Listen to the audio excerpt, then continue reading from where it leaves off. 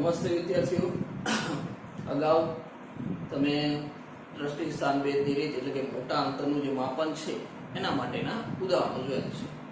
જો શરૂઆતથી યાદ કરાવું છું કે આપણે જે આપણી મૂળભૂત ભૌતિક રાશિ બરાબર, આપણી જે બરાબર એસઆઈ પદ્ધતિમાં 7 મૂળભૂત ભૌતિક રાશિ હતી, પણ એની પણ અગાઉ બરાબર હું વાત કરી રહ્યો છું આપણી 3 મૂળભૂત ભૌતિક રાશિ લંબાઈ, દળ અને સમય.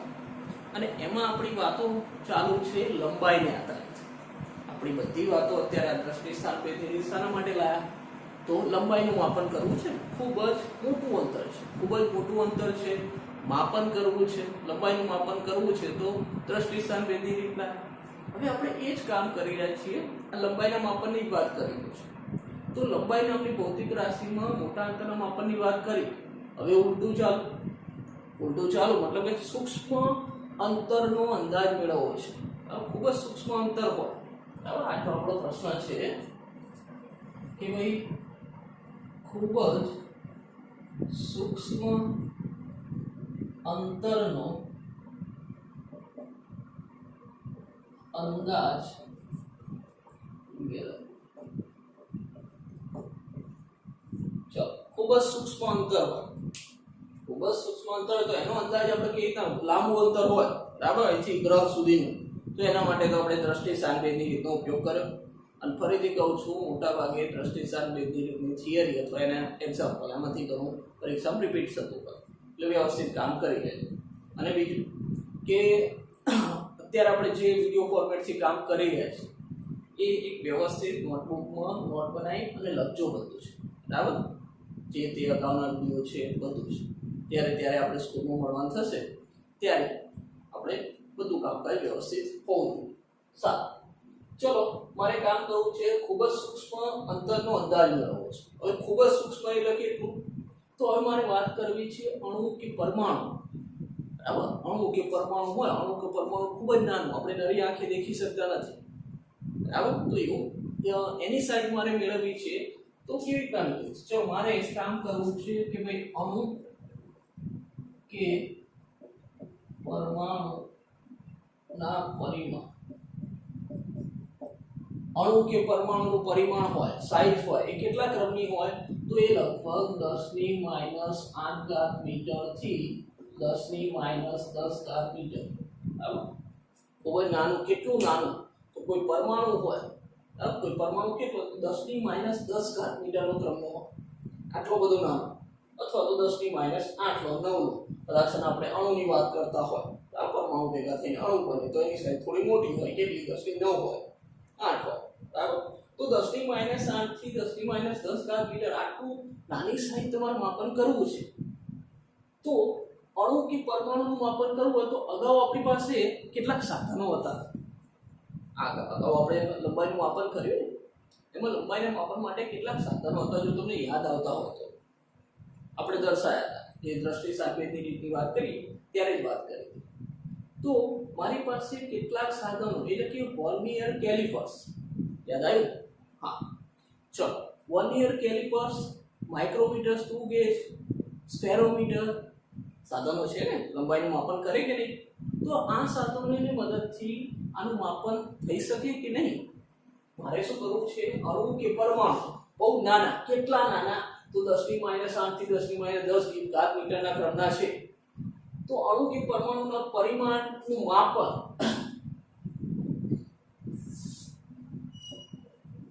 કયા સાધનો? તો વર્નિયર કેલિપર્સ, ત્રીજો માઇક્રોમીટર, સ્ક્રૂ ગેજ, સ્પેરોમીટર. ચલો, તો vernier calipers, micrometer, screw gauge, ચલો લખી દઉં છું, સ્પેરોમીટર.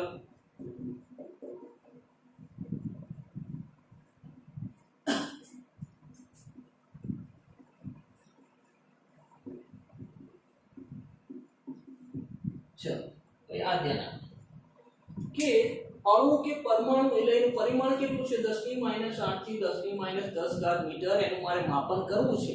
તો હજુ સુધી જે મને સાધનો ખબર છે, કયા ખબર છે? Vernier calipers, micrometer, screw gauge. પણ આ સાધનોની મદદથી આનું માપન શક્ય નથી. યાદ કરો કે ભાઈ વર્નિયર કેલિપર્સ હોય તો ઓછામાં ઓછું કેટલી લંબાઈ માપી શકે? આ સારું હા, મારો કોઈ પ્રશ્ન કરવો વિડીયો ફોર્મેટમાં આ એક તમને એક ફાયદો છે કે ભાઈ સાહેબ ગમે તે પ્રશ્ન કરશે જવાબ તો એમને જ આપવાનો, બરાબર? સારું વાંધો. તો વર્નિયર કેલિપર્સ છે તો એ 10⁻⁴ મીટર આટલા નાના ક્રમનું માપન એનાથી શક્ય બને છે. માઇક્રોમીટર સ્ક્રૂ ગેજ તો 10⁻⁵ મીટર. જો નાનું આપણે તો કેટલું 10⁻⁸ થી 10⁻10 મીટર ક્રમનું જોઈએ છે.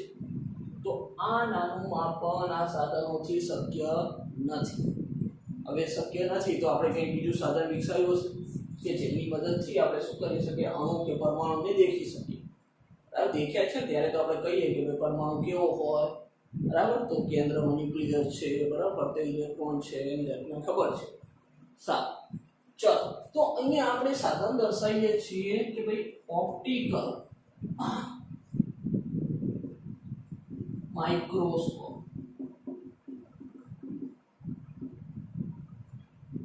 ઓપ્ટિકલ માઇક્રોસ્કોપ નામનું સાધન છે. હવે આ સાધન જે છે હવે આના કરતાં પણ નાનું માપન કરે, આના કરતાં પણ નાનું માપન કરે તો પછી આનાથી કદાચ નાનું માપન કરવું શક્ય છે? અણુ કે પરમાણુ જોઈએ પહેલા તો કેટલું માપન શક્ય છે આનાથી. ચલો નાના સાધનો તો આપણી જોડે વર્નિયર કેલિપર્સ, એનથી પણ નાનું માપન કરવું તો માઇક્રોમીટર, સ્ક્રૂ ગેજ ને સ્પેરોમીટર, બરાબર? એ બંને 10⁻⁵. હજુ એનથી નાનું માપન કરવું તો બીજું સાધન વિકસાવે. કયું? Optical microscope. હવે ઓપ્ટિકલ માઇક્રોસ્કોપ છે, બરાબર? એ દ્રશ્ય પ્રકાશનો ઉપયોગ કરે છે. ઓપ્ટિકલ માઇક્રોસ્કોપ એ શાનો ઉપયોગ? તો દ્રશ્ય પ્રકાશનો ઉપયોગ કરે છે. ચલો ઓપ્ટિકલ માઇક્રોસ્કોપ દ્રશ્ય પ્રકાશનો ઉપયોગ કરે છે તો દ્રશ્ય પ્રકાશની તરંગ લંબાઈ, દ્રશ્ય પ્રકાશની તરંગ લંબાઈ નાના ધોરણમાં 10મા ધોરણમાં ભણ્યા છો, બરાબર? યાદ આવવી જોઈએ. કેટલી છે? તો 4000 એંગસ્ટ્રોમ થી 7000 એંગસ્ટ્રોમ. ચલો દ્રશ્ય પ્રકાશની તરંગ લંબાઈ કેટલી છે? કે ભાઈ 4000 એંગસ્ટ્રોમ થી 7000 એંગસ્ટ્રોમ. ઓકે છે? 4000 એંગસ્ટ્રોમ થી 7000 એંગસ્ટ્રોમ જેટલી તરંગ લંબાઈ છે. સારું, ચલો પાછું એંગસ્ટ્રોમમાં મુદ્દે લંબાઈનું માપન કરીએ તો એંગસ્ટ્રોમ છે, એંગસ્ટ્રોમને પાછું મીટરમાં કન્વર્ટ કરીએ તો ખબર છે નાના ધોરણ ભણ્યા છે કે ભાઈ 1 એંગસ્ટ્રોમ બરાબર કેટલા? તો 10⁻⁻10 મીટર. પેલું નેનો યાદ હશે, 1 નેનોમીટર કેટલું? 10⁻⁹ મીટર. એંગસ્ટ્રોમની વાત કરવી છે, બરાબર? આ બધું વસ્તુ તમે 10મા ધોરણમાં ભણ્યા છો. સારું, ચલો અહીંયા તો હું એવું કહી શકું કે ભાઈ 4000 એંગસ્ટ્રોમ થી 7000 એંગસ્ટ્રોમ એનો મતલબ 4 હવે પાછું જો ચલો દર્શાવી દઉં છું 4000 ગુણ્યા એંગસ્ટ્રોમ એટલે 10⁻⁻10 મીટર થી 7000 ગુણ્યા 10⁻⁻10 મીટર થઈ.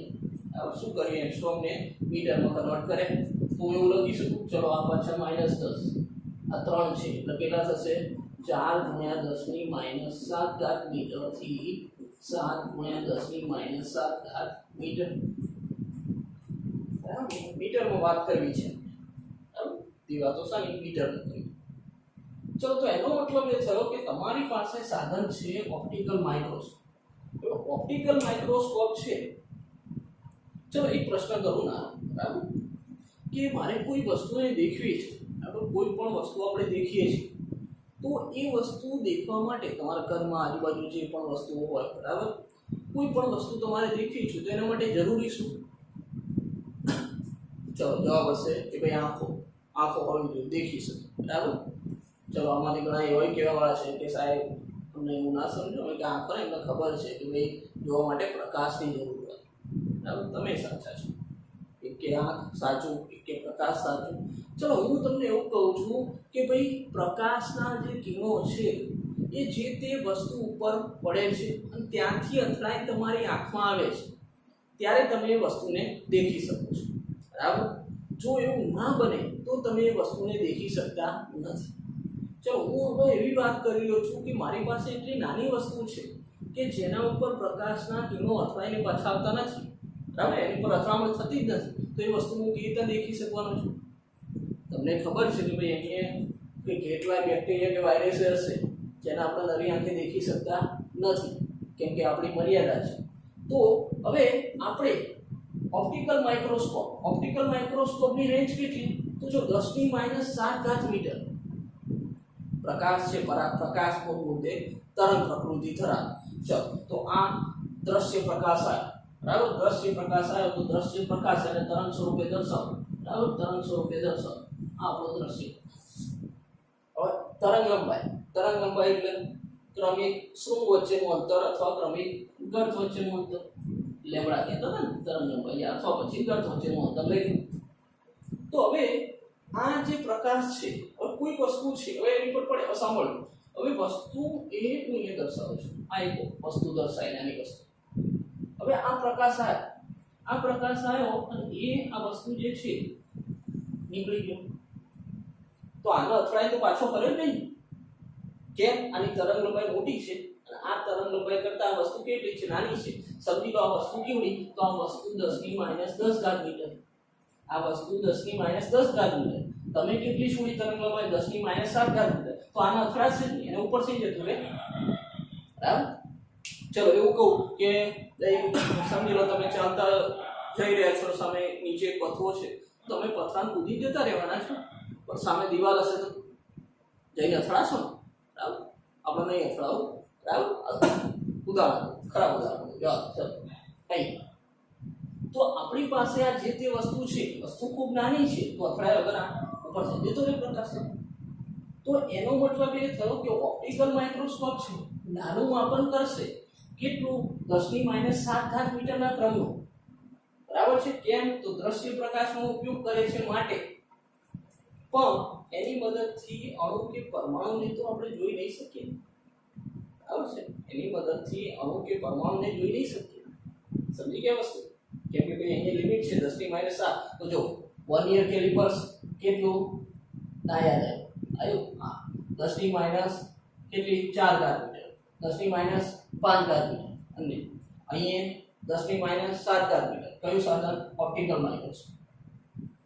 ચલો બીજું એક સાધનની વાત કરું છું, એક્સ-રે માઇક્રોસ્કોપ. X-ray microscope. તો આ જે એક્સ-રે માઇક્રોસ્કોપ છે, ઓપ્ટિકલ માઇક્રોસ્કોપ કરતાં પણ નાનું માપન, અને આની જે રેન્જ છે, આની રેન્જ એ 10⁻⁸ મીટરના ક્રમ. આટલા નાના સુધીનું વિભેદન કરી શકે. ની તરંગ લંબાઈ આટલી નાની છે. એક્સ-રે કો ઓપ્ટિકલ આપણા પ્રકાશના કિરણો છે જે તરંગ પ્રકૃતિ ધરાવે. ઓકે છે. એટલે એની તરંગ લંબાઈની વાત કરીશું તો અહીંયા 10⁻⁷, અહીં 10⁻⁷, આટલું નાનું માપી શકે. ચલો અહીંયા એક્સ-રે આટલું નાનું સુધી, હવે જો 10⁻⁷ સુધી તો આયા, હજુ મારે તો એચિવ કેટલું કરવું છે? 10⁻⁻ મીટરના ક્રમ.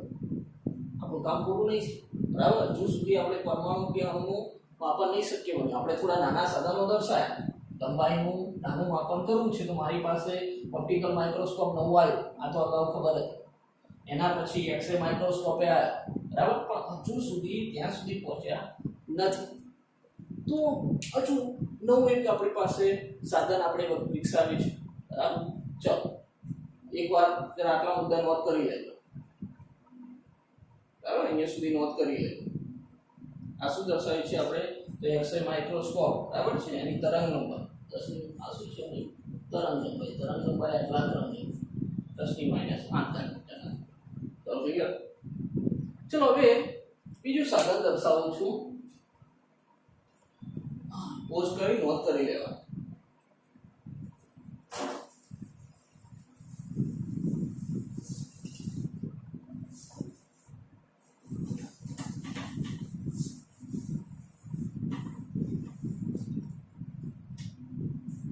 ચલો હવે આપણી પાસે સાધન છે ઇલેક્ટ્રોન માઇક્રોસ્કોપ. ઇલેક્ટ્રોન માઇક્રોસ્કોપ પહેલા જો 1 યર હતા, બરાબર. એ તો આપણે કેવા નરી આંખોમાં દેખીએ કે એ વસ્તુઓ માટે.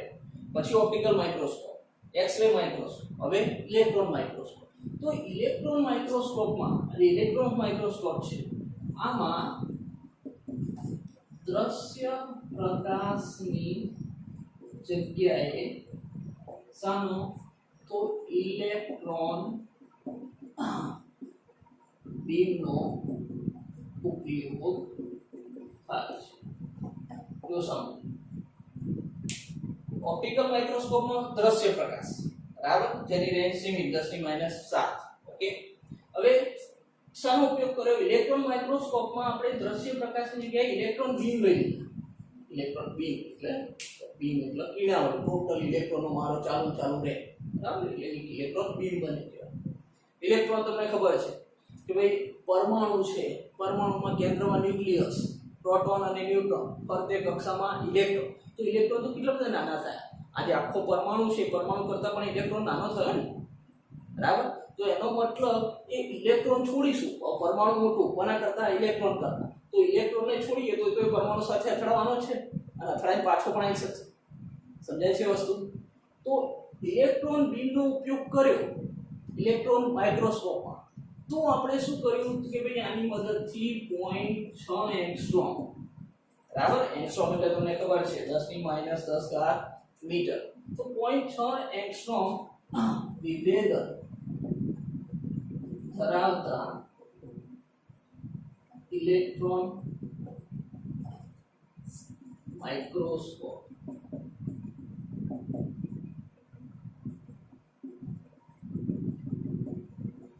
ચલો આ ઇલેક્ટ્રોન માઇક્રોસ્કોપ છે ક્યાં સુધીનું વિભેદન તો 0.6 એંગસ્ટ્રોમ સુધી 0.6 એંગસ્ટ્રોમ એટલે 0.6 × 10⁻⁻10 મીટર 10⁻⁻10 મીટર આપણો એમ સાર્થક થઈ ગયું તો ઇલેક્ટ્રોન માઇક્રોસ્કોપ આપણી જોડે એવું સાધન છે કે જેની મદદથી આપણે અણુ કે પરમાણુ એની સાઈઝ એનું પરિમાણ માપી શકીશું બરાબર આટલા નીચે સુધીનું માપન થઈ શકે તો જે ધાતુ હોય ને ધાતુ પદાર્થના અણુ અને પરમાણુ બરાબર એનું જોવા માટે આ ઇલેક્ટ્રોન માઇક્રોસ્કોપનો ઉપયોગ કરવામાં આવે છે ધાતુ પદાર્થ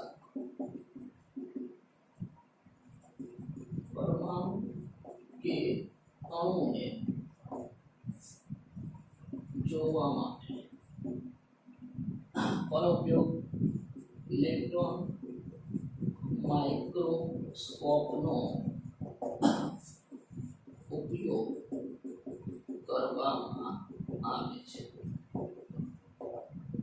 ચલો ક્લિયર તો હવે તમને કોઈ પ્રશ્ન કરે કે ભાઈ આપણે અણુ કે પરમાણુની સાઈઝ માપવી છે કયું સાધન છે કે જેની મદદથી માપી શકીશું તો આપણી પાસે છે ઇલેક્ટ્રોન માઇક્રોસ્કોપ બરાબર સાથે સાથે એક બીજું સાધન જે તમે 10મા ધોરણનું આપણું નેનો ટેકનોલોજી ચેપ્ટર છે તેની અંદર કદાચ નામ સાંભળ્યું હોય ટનલિંગ માઇક્રોસ્કોપ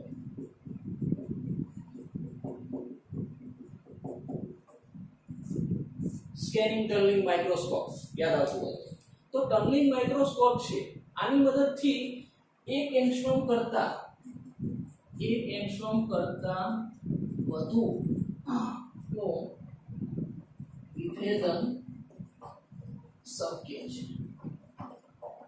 બરાબર 1 એંગસ્ટ્રોમ કરતા વધુ ચલો એંગસ્ટ્રોમ એટલે 10⁻⁻10 મીટર પ્રમાઈ ગયું તો ટનલિંગ માઇક્રોસ્કોપ છે ઇલેક્ટ્રોન માઇક્રોસ્કોપ છે આની મદદથી તમે અણુ કે પરમાણુ જોઈ શકો હવે આ જે આપણે સાધનો દર્શાવે હવે સાધનો જોઈ લો માઇક્રોસ્કોપ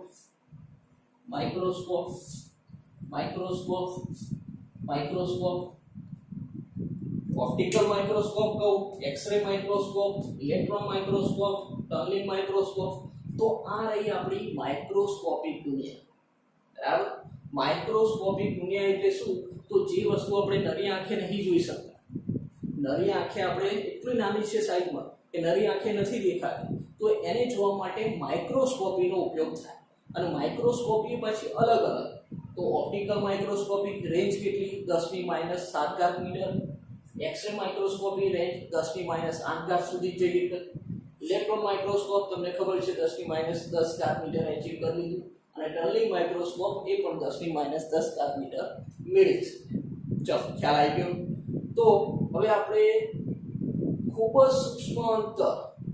સૂક્ષ્મ અંતર હોય એનું માપન કરવું હોય તો આપણી પાસે સાધનો છે બરાબર. જે નરી આંખે દેખી, ચલો હું એમ કહું કે ભાઈ નરી આંખે દેખી શકાય ને નાનું માપન કરવું હોય એવા સાધનો. જવાબ આવ્યો? શી ખબર બોલ્યા ના બોલ્યા? કયા છે? તો vernier calipers, micrometer, screw gauge, spherometer. આ બધા ખૂબ જ નાના અને નરી આંખે જોઈ શકાય બરાબર એવા પદાર્થનું માપન કરે છે, જે તમે આપણા સ્કૂલમાં મળવા થશે ત્યારે લેબમાં કામ કરીશું.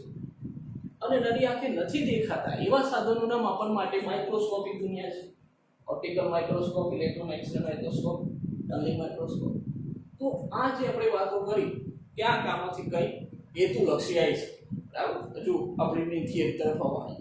ચલો સાંભળો, આ તમે બધા સાધનો દર્શાયા કે જેની મદદથી ખૂબ જ સૂક્ષ્મ અંતર માપી શકે.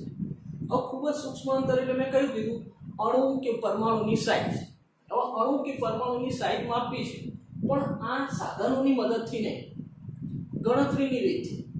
કોઈ ગણતરી કરો, તમે કેલ્ક્યુલેટિંગ કામકાજ કરો અને ગણતરી કરી અને તમે કોઈ અણુ કે પરમાણુની સાઇઝ કેવી રીતે માપી શકો? આપણો પ્રશ્ન આવે છે બરાબર. તો એના માટે તમારો બીજો પ્રશ્ન છે. ચલો પહેલા આખું નોંધ કરી લેજો બરાબર. તો તમે નોંધ કર્યું છે ઇલેક્ટ્રોન માઇક્રોસ્કોપ, ટનલિંગ માઇક્રોસ્કોપ, આટલું નોંધ કરી લેજો. આમાંથી ક્યાંક તમને કોઈ હેતુલક્ષી મળી શકે છે. ચલો હવે આપણા મેં 2 માર્ક્સના પ્રશ્ન તરફ આવીએ. ચલો નોંધી લીધું છે? 1 2 3 ઓકે બાય. ચલો હવે વાત કરવી છે કે ભાઈ આ તો બધા સાધનો હતા, સાધનો લઈને બેઠા તમે જોઈ લીધું કે ભાઈ પરમાણુ કેટલી સાઈઝનો છે બરાબર, અણુ કેટલી સાઈઝનો છે, માપન કરી પણ ગણતરી કરી દર્શાવો કે ભાઈ કોઈ અઘરું કામકાજ આપીએ ને ગણિત વાળા નહીં આપતા, આપણે જ આપવાનું. ચલો તો હવે આપણો પ્રશ્ન છે ઓલિક એસિડ. ઓલિક એસિડના અણુના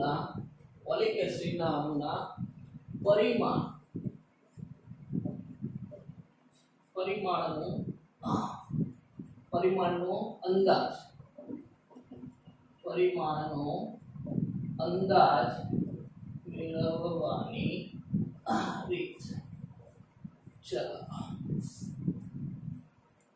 ચલો મેં તમને શું કીધું આગળ? સાધનો હતા, સાધનોની મદદથી કામ થાય. હવે ગણતરી કરવી છે. ગણતરી કરવા માટે આપણી થિયરી છે ઓલિક એસિડ. કોઈક આપણે દ્રવ્ય લીધું છે ઓલિક એસિડ.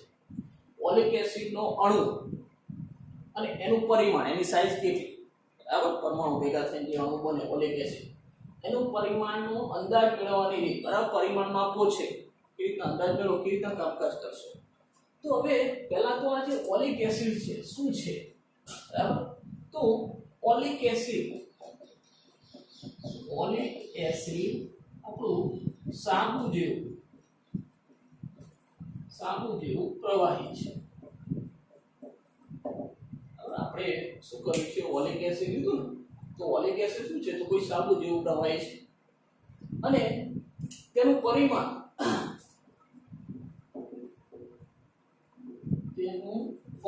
ચલો પહેલાથી હું કહી દઉં છું કે આટલી સાઈઝનું છે, આપણે જોઈએ એટલું મળે છે. અને તેનું પરિમાણ 10⁻⁹ મીટરના ક્રમનું છે. આટલું નાનું. તમને કીધું અણુ હોય, અણુની સાઈઝ કેટલી હોય? 10⁻⁹ મીટર. પરમાણુ 10⁻10 મીટર. બરાબર. ઘણા અણુ હોય, થોડો વધુ મોટો હોય તો 10⁻8 મીટર. ઓકે.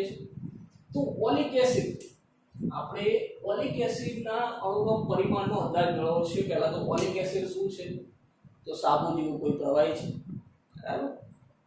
આપણે ઓલિક એસિડ એ માટે લીધું કે કદાચ જે નાનું માપન હોય એ ઓલિક એસિડ જેવા દ્રવ્યમાં શક્ય બનતું હશે. આમ તો 10⁻10 મીટર જોઈએ છે, પણ આપણે 10⁻9 સુધી માપી શકીએ બરાબર. તો ચલો હવે અહીંયા તમને એમ કીધું કે ગણતરીની રીતથી કામકાજ કરવાનું. તો પહેલા તો હું તમને કહી દઉં છું કે આપણે કામ શું કરવાના છે બરાબર. પહેલાથી જાણ કરી દો, ચલો પછી થિયરીમાં આગળ વધીએ. હું કામ એવું કરવાનો છું કે ભાઈ આ ઓલિક એસિડ છે, સમજી લો કે કોઈ પાત્ર લીધું અને આ પાત્રની અંદર અહીંયા શું કરવાનું છું? તો અહીંયા આ સમજી લો કે અહીંયા છેક સુધી પાણી ભરેલું છે બરાબર. અને અહીંયા ઓલિક એસિડ નાખું છું અને ઓલિક એસિડનું આખું આવું લેયર બની જાય. આ બધા ઓલિક એસિડના અણુઓ છે. ઓલિક એસિડ મેં નાખ્યો, બરાબર. આ ઓલિક એસિડ મેં ટોપ બાય લેયર કર્યો અને ઓલિક એસિડનું આખું શું તો અણુઓ આ રીતના ગોઠવાઈને આખું લેયર બન્યું. હવે આ જે ઓલિક એસિડનું આ લેયર બની છે તો આટલી જાડાઈ, બરાબર, આટલી જાડાઈ માપી લો તો આ જે ઓલિક એસિડનું આ એક અણુ છે એનું પરિમાણ મળી જાય કે સમજાય છે વસ્તુ. હું શું કરવા જઈ રહ્યો છું કે ભાઈ ઓલિક એસિડ છે, ઓલિક એસિડને ભાઈ આ પ્રમાણે ગોઠવીશ, બરાબર. ઓલિક એસિડ એ એવું લેયર બનાવો, એટલું પતલું લેયર બનાવો કે એમાં શું હોય કે દરેક જગ્યાએ એક એક અણુ ગોઠવાયેલો હોય. તો તમે આ જાડાઈ માપો એટલે તમને શું એક અણુની જાડાઈ મળી જાય અને એક અણુની જાડાઈ એટલે શું છે પરિમાણ જ થયું, એનો વ્યાસ થયો જે તે અણુ. હવે ચલો મારે આ જાડાઈ મેળવવી છે તો તમને કદનું સૂત્ર ખબર છે, બરાબર, કે ભાઈ કદ એટલે શું તો કે ભાઈ લંબાઈ ગુણ્યા પહોળાઈ ગુણ્યા ઊંચાઈ અથવા તો જાડાઈ, બરાબર. ચલો અહીંયા જાડાઈ સંદર્ભમાં લઉં છું. ચલો હવે લંબાઈ ગુણ્યા પહોળાઈ એટલે ક્ષેત્રફળ થયું. તો કદ બરાબર ક્ષેત્રફળ ગુણ્યા જાડાઈ ક્લિયર છે. લખી શકું કદનું સૂત્ર આ રીતના. હવે અહીંયાથી જાડાઈના સૂત્રનો કરતા બનાવો તો જાડાઈ બરાબર કદ ભાગ્યા ક્ષેત્રફળ. તો મારે આ જાડાઈ મળે, બરાબર. આ બધું સૂત્રનો ઉપયોગ કર્યા ગણતરી જ કરી ગયા. મૂળ મુદ્દે અહીંયા આપણી જોડે કોઈ સાધન છે નહીં માઇક્રોસ્કોપની. ગણતરીની મદદથી આપણે આ જાડાઈ મતલબ કે અણુનું પરિમાણ આ રીતના મેળવીશું. તો એના માટે મારે શું જોશે? આ ઓલિક એસિડ છે એનું કદ જોશે. બીજું શું જોશે? આ જેટલા ભાગમાં વિસ્તરાયો છે ઓલિક એસિડ એનું ક્ષેત્રફળ. કદ અને ક્ષેત્રફળ પાઈ કાઢો તો મને શું મળી જશે? જાડાઈ મળી જશે. આવું કંઈ કામ કરવા જઈ રહ્યું છે, બરાબર. આ તમને થોડો અંદાજ કાઢો શરૂઆતથી થિયરી. ચલો હવે થિયરીમાં આગળ વધીએ.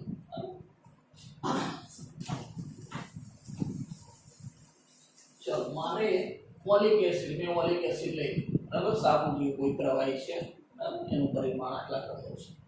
હવે આ જે સાબુ જેવું પ્રવાહી છે, હવે તમે જો કોઈ પણ આપણી પાસે જે તે પદાર્થ છે, બરાબર, જે તે દ્રવ્ય હોય એ જે તે દ્રવ્ય હોય એ કદાચ પાણીમાં નિચોડ થાય અથવા તો પછી આલ્કોહોલમાં નિચોડ થાય, બરાબર. જે ઓલિક એસિડ છે એ શાનું દ્રવ્ય છે? તો આલ્કોહોલ. તમારે જો મેં તમને કીધું હતું કે ભાઈ અહીંયાથી ઓલિક એસિડ આપણે પતલું લેયર બનાવવું છે, તો એનો મતલબ એ જેટલો ગાઢો હશે એટલું પતલું લેયર નહીં બને, તો એને ડિઝોલ્વ તો કરવો પડશે, બરાબર. તો એને ડિઝોલ્વ કરવા માટે શું શાનો ઉપયોગ કરીએ? આલ્કોહોલ. એની અંદર આલ્કોહોલ નાખી એટલે પતલું થાય ઓલિક એસિડ. પતલું થશે તો એક લેયર બનશે ને, સમજાય છે વસ્તુ? મેં તમને અગાઉ કીધું મારે એક લેયર બનાવી દેવું છે કે જેમાં એક અણુ ગોઠવાયેલા હોય. ચાલો હવે અહીંયા હું એક કામ કરું છું કે ભાઈ 1 સેન્ટીમીટર ક્યુબ આટલું કદ, સેન્ટીમીટર ક્યુબ આવ્યું, લંબાઈ ગુણ્યા પહોળાઈ એકમ જો ખબર પડી જોઈએ કે ભાઈ કદ છે. ભાઈ 1 સેન્ટીમીટર ક્યુબ શું લઉં છું? Oleic acid. 1 centimetre cube oleic એસિડનું આલ્કોહોલમાં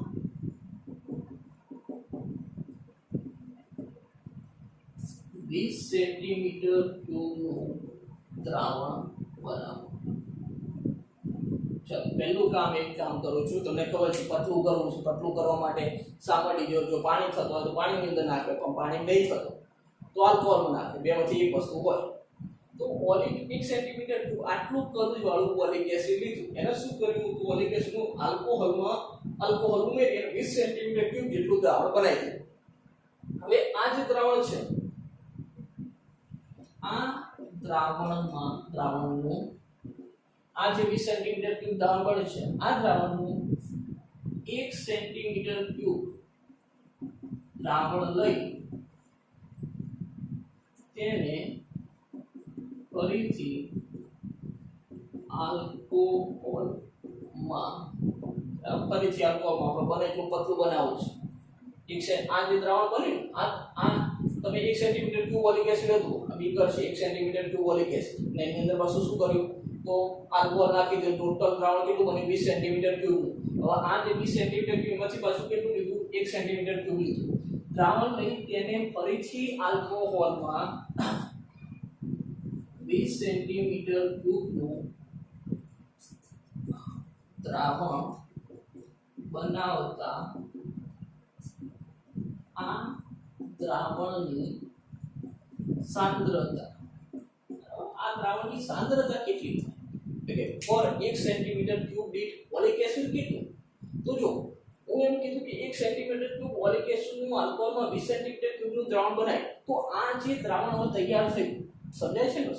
એ આ એવું વિચારવું કે આટલું આ 1 સેન્ટીમીટર ક્યુબ, બરાબર, આ 1 સેન્ટીમીટર ક્યુબ શું છે ઓલિક એસિડ, અને એ આ બીકરની અંદર તમે શું કર્યું તો આ ટોટલ 20 સેન્ટીમીટર ક્યુબ, બરાબર, 20 સેન્ટીમીટર ક્યુબ આલ્કોહોલ સાથે આની અંદર આલ્કોહોલ ઉમેરીને આટલું દ્રાવણ તૈયાર. હવે આ જે 20 સેન્ટીમીટર ક્યુબનું દ્રાવણ બન્યું એમાં ઓલિક એસિડ કેટલો છે? તો જો 20 સેન્ટીમીટર ક્યુબ જે આલ્કોહોલ વાળું દ્રાવણ છે એમાં ઓલિક એસિડ કેટલો? 1 સેન્ટીમીટર ક્યુબ. તો હવે એમ કહું કે ભાઈ 1 સેન્ટીમીટર ક્યુબમાં ઓલિક એસિડ કેટલો? 20 સેન્ટીમીટર ક્યુબમાં કેટલો? 1 સેન્ટીમીટર ક્યુબ છે કે નહીં? તો આ 20 સેન્ટીમીટર ક્યુબનું ફરીથી પાછું 1 સેન્ટીમીટર ક્યુબમાં કેટલું? તો કેટલું થશે? 1/20 થાય કે નહીં? બરાબર, 1/20 ભાગ. સમજાય છે વસ્તુ? 1 સેન્ટીમીટર ક્યુબનું ટોટલ આલ્કોહોલ 20 સેન્ટીમીટર ક્યુબ દ્રાવણ બનાય તો આની અંદર ઓલિક એસિડ કેટલું? તો 1/20 કમાવામાં હશે નહીં? હવે આ લીધું ફરીથી આનું 1 સેન્ટીમીટર ક્યુબની અંદર ફરીથી 20 સેન્ટીમીટર ક્યુબ બનાય એટલે ફરીથી આની માટે 1/20. સમજાય છે? આની માટે પ્રમાણ કેટલું? 1/20 અને ફરીથી પાછું એકની અંદર 20 લીધું એટલે ફરીથી આનું કેટલું? 1/20. તો એનો મતલબ કે ભાઈ આ દ્રાવણમાં ઓલિક એસિડની સાંદ્રતા અથવા પ્રતિ ઓલિક એસિડ સાંદ્રતા કેટલી છે? તો 1/20 ગુણ્યા 1/20 સેન્ટીમીટર ક્યુબ આટલી સાંદ્રતા થશે, અથવા 1 સેન્ટીમીટર ક્યુબ દીઠ ઓલિક એસિડ આટલો થશે. બરાબર, થોડું ચલો મલ્ટીપ્લાય કરી લખી દઉં. કેટલું થાય છે? 400 થશે ને? 1/400 સેન્ટીમીટર ક્યુબ. ઓકે, ચલો હવે આ જે આપણી પાસે દ્રાવણ છે, બરાબર, હવે એટલું પતલું દ્રાવણ છે કે આનાથી મોટું પેલું ઘટ દ્રાવણ હોત તો શું કરત આપણે? હવે શું કરું તો એક પાણીનું પાત્ર લઉં છું, એક પાત્ર લઉં જેમાં પાણી ભરેલું છે, બરાબર. તો હું કામ શું કરી રહ્યો છું કે આ એક પાત્ર લીધું જેની અંદર પાણી ભરેલું છે, આટલા લેવલ છે. એક પાત્રમાં પાણી લઈ તેમાં પાત્રમાં પાણી લીધું. હવે આપણે અંદર શું નાખવું છે? તો આ દ્રાવણ નાખવું છે, ઓલિક એસિડ વાળું દ્રાવણ નાખવું છે. પણ એ નાખીને પતલું હોય તો એની અંદર મિક્સઅપ થઈ જાય પાણીની અંદર, બરાબર. તો શું કરવી? તો આની અંદર આ જે લેયર છે ને એ લેયર ઉપર લાઇકોપોડિયમ પાવડરનો છંટકાવ કરી. ચલો એક પાત્રમાં પાણી લઈ તેમાં લાઇકોપોડિયમ પાવડર છંટકાવ કરો. ચાલો આની અંદર શું કરે આપણે? લાઇકોપોડિયમ પાવડર એટલે બીજું કંઈ નહીં તો આપણે ઘણો પેલો ટેલ્કમ પાવડર સવારમાં નહીં ધોઈ નાખીએ ઉપર તો ચોખ્ખા થઈ જાવ. તો અત્યારે તો ચોખ્ખા થઈ ગયા જવાનું નહીં, ગરમા જવાનું સ્ટેવ. સારું, તો તમે હજુ ક્યારેક આવું રમતવૃત્તિ કરી હોય, પેલું પાણી ભર્યું ટબમાં અને એની અંદર પેલું તમે ટેલ્કમ પાવડર લઈને નાખજો તો એ પાવડર શું ઉપર આખું લેયર બનાવી દેશે, ઉપર એક લેયર બનાવી દેશે. તો આપણે એવું જ કામ કર્યું, પાણીનું પાત્ર લીધું, ઉપર લાઇકોપોડિયમ પાવડર એટલે ટેલ્કમ પાવડર અને એક લેયર બની ગયું. લેયર કેમ બનાવ્યું? કેમ કે હવે આપણે એની પર શું નાખવાના છે? તો એની પર આપણે આ દ્રાવણ નાખવાના છે, જે આપણે દ્રાવણ તૈયાર કર્યું. તો સમજી લો કે ભાઈ મારી પાસે તમે બ્યુરેટ તો જાણતા હશો, બ્યુરેટ નામનું સાધન, બરાબર. અને જાણતા તો અત્યારે હું તો એની સાથે લેબમાં કામ કરવાના છું, કેમિસ્ટ્રી. સમજી લો કે મારી પાસે આવી કોઈ બ્યુરેટ રહી, બહુ નાની દૂરી, અને આ બ્યુરેટની અંદર આપણે શું કરીએ? આ દ્રાવણ ભરીએ અને આ દ્રાવણને આપણે આ ટીપે ટીપે આમ નાખીએ. જો બહુ ગાઢું હતું એક જગ્યાએ ગટ્ટો થઈ પડ્યો રહે, પણ આપણે બરાબર આલ્કોહોલ મિક્સ કર્યો છે એટલે પતલું થઈ ગયું. તો આ શું કરે છે, અહીંયા આખું એ આ લેયર બનાવી દીધું. બરાબર, આખું શું કર્યું, લેયર બનાવી દીધું. આપણે તો એ જ કામ કરવું છે ને. જો આપણે પાત્રની અંદર પાણી લઈને લાઇકોપોડિયમ પાવડર કેમ નાખ્યો છે, કેમ કે એ હવે આ દ્રાવણ જે છે અંદર ના જતું રહે. આ દ્રાવણ પાણીની અંદર નહીં, ઉપર લેયર જ બનાવવાનું છે, માટે અંદર ના જાય એ માટે આપણે લાઇકોપોડિયમ પાવડરનો છંટકાવ કર્યો. ઓકે છે. હવે આ જે સમજી લો કે આપણે અહીંયા આ દ્રાવણનું જે એક એક બૂંદ કાઢ્યું છે અથવા એક એક અણુ, આ એક અણુનું જે હું એમ કહું કે ચલો એક અણુ છે, એક અણુનું જે કદ છે, કદ તો આપણે શોધી શકીએ. કદ કેવી રીતના શોધી શકીએ, તમને ખબર, જો તમે બ્યુરેટ જોયું ને તો બ્યુરેટ ઉપર એ અહીંયા અંકન આપેલા હોય, બરાબર, 10 મિલીલીટર, 20 મિલીલીટર, 1 2 3 4 આ મિલીલીટરના અંક આપેલા હોય, તો તમે અહીંથી એ આ દ્રાવણ છોડો અને બીજા પાત્રમાં લઈ લો, ખ્યાલ તો આવી જાય કે ભાઈ કેટલું, તો કે 20 મિલીલીટર દ્રાવણ લીધું, બરાબર છે, ખ્યાલ આવી જાય કે તો અહીંયા તમને કદ તો મળી જ જવાનું, કદ તો મળી જવાનું. હું એમ કહું છું કે ચલો અહીંયા આ જે એક અણુ છે આપણું, આ જે દ્રાવણ છે, દ્રાવણમાંના એક અણુનું કદ કેટલું, હાલ તો આપણને ખબર નહીં, સિમ્બોલ રીતના કામ કરું છું, કદ v છે. કદ માટેનો સંકેત વોલ્યુમ v, p વડે દર્શાવું કે ભાઈ દ્રાવણમાંના એક અણુનું કદ કેટલું v છે. હવે આપણે તો ઘણા બધા અણુ નાખ્યા ને, કેટલા અણુ કાઉન્ટ તો કંઈ ખબર નથી, તો કેટલા અણુ n અણુ કહું છું, બરાબર. એ ચલો થિયરી જો ત્યારે એટલું ગાણિતિક સ્ટેપ વાળી થિયરી ના હોય, થોડું બોરિંગ થઈ જાય, પણ હું હિસ્ટોરિકલ બને ત્યાં સુધી એ રીતના ચલાવું છું કે તમને યાદ રહે, બરાબર. પણ તમે જેટલા ઇન્વોલ્વ થશો એટલું યાદ રહેશે. સારું, ચલો આપણે અહીંયા આવ્યા હતા. તો દ્રાવણમાંના આ એક અણુ છે એનું કદ મેં v લીધું. પેલા તો આટલું નોંધ કરી લેજો. ચલો 1 2 3 નોંધ કરી લીધું. હવે એક અણુનું કદ આપણે v લીધું છે. હવે શું કરું છું, તો આ એક અણુનું કદ v છે, મારે તો આવા કેટલા, તો આ તો n અણુ નાખ્યા છે ને, તો દ્રાવણમાં n અણુઓનું કદ કેટલું થઈ જાય, n સાથે ગુણી કરો, n * v. ઓકે, દ્રાવણનો આ એક અણુ છે એનું કદ કેટલું લીધું, v લીધું, તો n અણુ હોય તો એનું કદ શું થાય, n * v થઈ જાય કે નહીં. ઓકે છે. હવે આ જે લેયર બન્યું છે, પાણીના પાત્રમાં, પાણીનું જે પાત્ર છે અને એમાં દ્રાવણનું, આ જે દ્રાવણ છે એ દ્રાવણનું ક્ષેત્રફળ એ છે. ચલો જો આનું જે ક્ષેત્રફળ છે, હવે તમે અહીંયા આ શું નાખ્યું છે, ઓલિક એસિડ વાળું આ શું છે, તો આ કે ભાઈ ઓલિક એસિડ વાળું આપણું દ્રાવણ, બરાબર, અને આ એક એનો અણુ. ક્લિયર. તો હવે અહીંયા આ જે આનું ક્ષેત્રફળ હવે કેવું છે, સમજી લો કે મારી પાસે એ આ પાત્ર એટલે મેં ડોલ લીધી છે, આ ડોલ છે, બરાબર, આ બેઠા ડોલ જ આપો, આ ડોલ છે.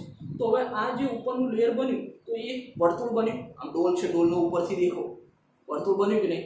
તો વર્તુળનું ક્ષેત્રફળ તો તમને ખબર જ છે, વર્તુળ બને તો વર્તુળનું ક્ષેત્રફળ ખબર છે.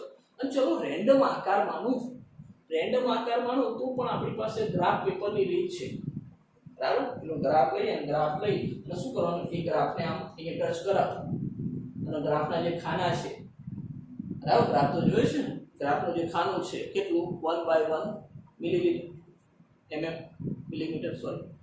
તો અહીંયા આ ખાનાઓની મદદથી આપણે શું મેળવી શકીએ, ક્ષેત્રફળ મેળવી શકીએ.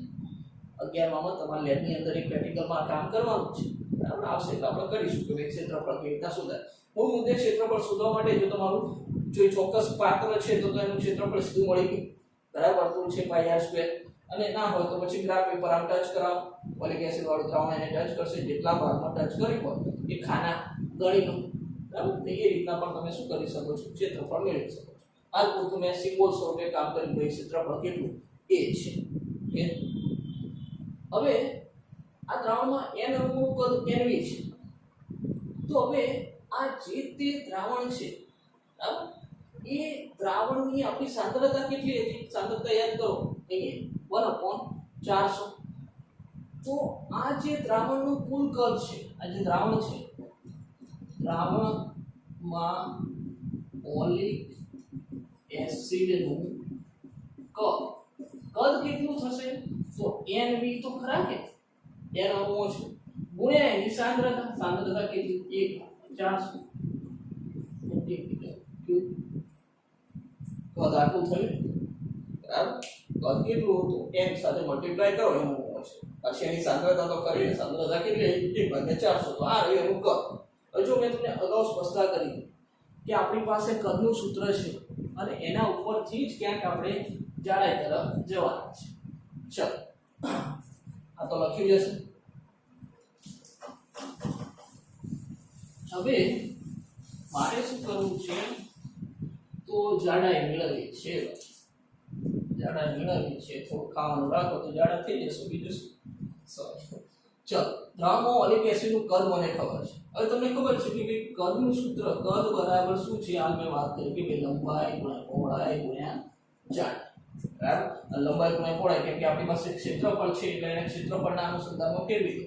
તો કદ બરાબર ક્ષેત્રફળ ગુણ્યા જાડાઈ. જાડાઈને સૂત્રનું કરતા બનાવો તો જાડાઈ બરાબર શું થશે? કદ ભાગ્યા ક્ષેત્રફળ. ઓકે છે. ચલો, કદ કેટલું છે? તો કદ આપણી પાસે n * v, બરાબર, ભાગ્યા 400 અને પાછા ક્ષેત્રફળને આપણે a વડે દર્શાવ્યું છે. તો a આ શું થઈ? આપણી જાડાઈ, જે આપણે છેદમાં સેન્ટીમીટર, જાડાઈ લંબાઈ બરાબર સેન્ટીમીટર, બરાબર. આ જાડાઈ, કોની જાડાઈ? તો ઓલિક એસિડના અણુની, ઓલિક એસિડના અણુની, બરાબર ને. ઓલિક એસિડના અણુની જાડાઈ કેટલી? આ કદ કોનું છે? તો દ્રાવણમાં ઓલિક એસિડ